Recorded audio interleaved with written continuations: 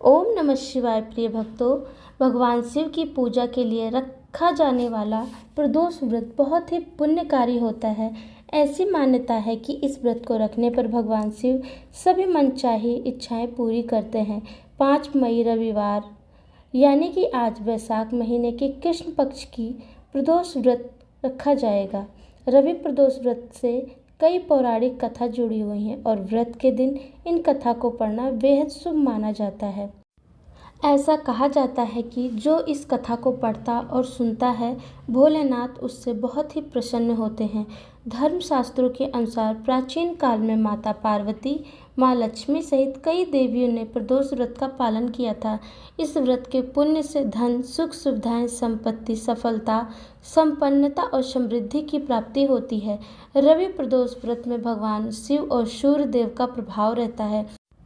इस दिन किए गए सभी कार्य, व्रत और पूजा सफलता दिलाते हैं। रवि प्रदोष व्रत कथा। एक पौराणिक कथा के अनुसार प्राचीन काल में एक गरीब पुजारी था। बीमारी और तंगी के कारण उस पुजारी की मृत्यु हो जाती है। पुजारी की मौत के बाद उसकी विधवा पत्नी अपने इकलौते बेटे के साथ भीख मांगकर जीवन यापन करती है। एक दिन उस विधवा स्त्री की मुलाकात विदर्भ देश के एक राजकुमार से हुई। वह राजकुमार अपने पिता की मृत्यु के बाद निराश होकर इधर उधर भटक रहा था।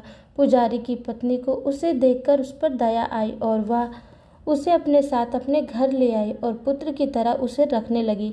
एक बार पुजारी की पत्नी दोनों बेटों के साथ ऋषि शांडिल्य के आश्रम में गई। वहाँ उसने प्रदोष व्रत की कथा सुनी और घर आकर उसने प्रदोष व्रत रखना शुरू कर दिया। एक दिन पुजारी के पत्नी के दोनों बालक जंगल में घूम रहे थे।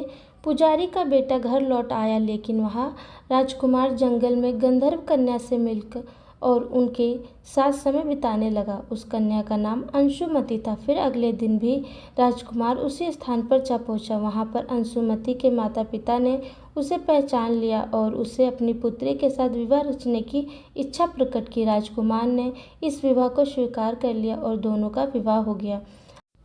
आगे चलकर राजकुमार ने गंधर्व की विशाल सेना के साथ विदर्भ पर आक्रमण कर दिया।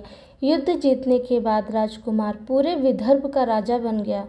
अपने पुजारी की पत्नी और उसके बेटे को भी राजमहल में रहने के लिए बुला लिया। अंशुमति ने राजकुमार से इस सफलता का राज पूछा तो राजकुमार ने उसे प्रदोष व्रत के बारे में बताया। इसके बाद अंशुमति ने भी प्रदोष व्रत का रखना शुरू कर दिया। इस प्रकार इस व्रत को करने से लोगों के जीवन में सुखद बदलाव आते हैं। बोलो देवाधिदेव महादेव की जय। कथा अच्छी लगी हो तो एक लाइक ज़रूर करें। कमेंट में हर हर महादेव अवश्य लिखें। धन्यवाद।